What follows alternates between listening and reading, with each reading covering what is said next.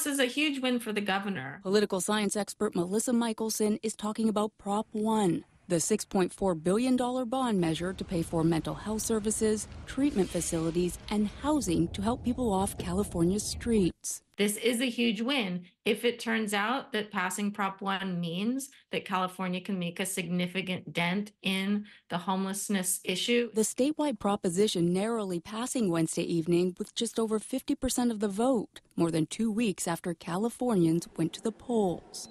The governor now poised to claim victory in his State of the State address. He was kind of taking a risk, right? Because if it didn't pass and then he went and did the State of the State with that loss, then he'd have to speak about it in a different way. Turns out it went the other way and it passed, and now he can have a successful State of the State. So I think he rolled the dice and he won. In a statement, the governor saying, in part, this is the biggest change in decades to how California tackles homelessness and a victory for doing things radically different. Going on to challenge local governments to step up, saying, this historic reform will only succeed if we all kick into action immediately, state governments and local leaders together. We are ready and willing. This is a long time coming. San Jose Mayor Matt Mahan says the city is ready to do what it can to put the measure into action, the first major update to the state's mental health system in 20 years.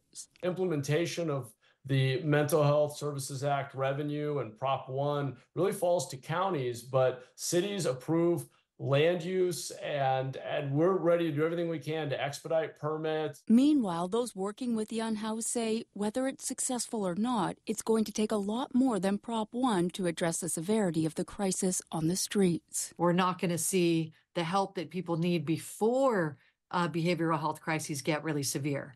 And the community-based treatment that's so vital yet so missing in each of our counties. Now, because Prop 1 is a bond measure, there aren't any new taxes right away, but the state would have to take on some debt to be paid back with interest. The rest of the funding largely coming from redirecting money already set aside for mental health services.